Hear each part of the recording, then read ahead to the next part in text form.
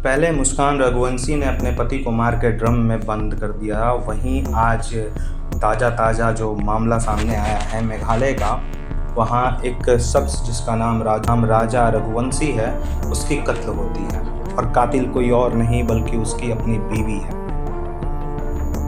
बीवी जिससे कि कुछ दिन पहले ही उसकी शादी हुई थी जिससे,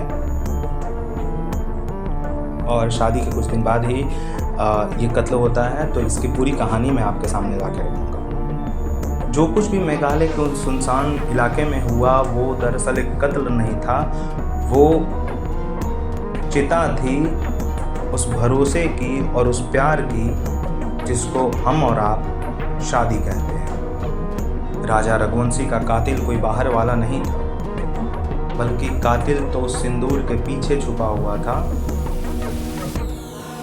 जिस सिंदूर को उसने अपनी बीवी के मांग में सजाया था। मैं आपसे गुजारिश करूंगा कि जाइए एक बार राजा रघुवंशी की जो है शादी की तस्वीरें देखिए, वीडियोस देखिए।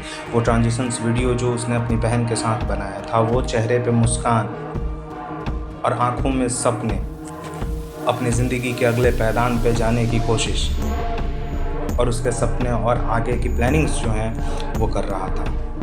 और अचानक से उसको मिलता क्या है। आज हमारे समाज में बेटियां ही असुरक्षित नहीं हैं, बल्कि अब तो बेटे भी असुरक्षित हैं। और क्या पता है, बेटा दूल्हे के जोड़े में जाता है और वापस कफन में लौट के आता है। तो ये जो कहानी है पूरी झकझोर देने वाली कहानी है। तो तारीख थी 11 मई साल 2025, जगह इंदौर, जहां राजा रघुवंशी की शादी हो रही थी। शादी में राजा रघुवंशी के चेहरे पे मुस्कान था, ढोल नगाड़े बज रहे थे और सिंदूर अपने दुल्हन के, अपने जीवन साथी के मांग में सजाते हुए वो जो मुस्कान थी राजा रघुवंशी की, वो मुस्कान बयां कर रही थी उसकी खुशी। उसे क्या पता था कि वो सिंदूर दरअसल सिंदूर नहीं है, वो उसके मौत का तिलक है। जिसे वो प्यार समझ रहा था, दरअसल वो प्यार नहीं था, वो एक धोखा का शर्मनाक शकल था। शादी के 9 दिन बाद ही 20 मई को सोनम अपने पति से मेघालय जाने की जिद करती है। अपनी माँ से परमिशन लेने की इच्छा जाहिर करता है, जो सोनम को मंजूर नहीं होता, क्योंकि सोनम ने कहा कि मैंने ऑलरेडी टिकट्स जो हैं वो कर दी है। और हैरानी की बात तो ये है कि टिकट जो है वो सिर्फ एक तरफ से किए गए थे। जब माँ को पता चला तो माँ ने अपने बेटे को रोकने की कोशिश की, लेकिन पति जो है वो नई नवेली दुल्हन के इस जिद के आगे हार गया। बहरहाल दोनों हनीमून के लिए निकलते हैं, सब कुछ सही हो रहा होता है। फिर एक सुबह बहू अपने सास को, यानी कि राजा रघुवंशी की माँ को फ़ोन करती है और उनसे कहती है कि जंगल में खाना नहीं मिल रहा, रास्ता बहुत कठिन है और पति ट्रैकिंग करने की जिद कर रहा है। इतना कहते हुए और थकान का नाटक करते हुए वो फ़ोन जो है ऑफ हो जाता है। अब 2 जून की तारीख आती है, जिस दिन राजा रघुवंशी की लाश बरामद होती है।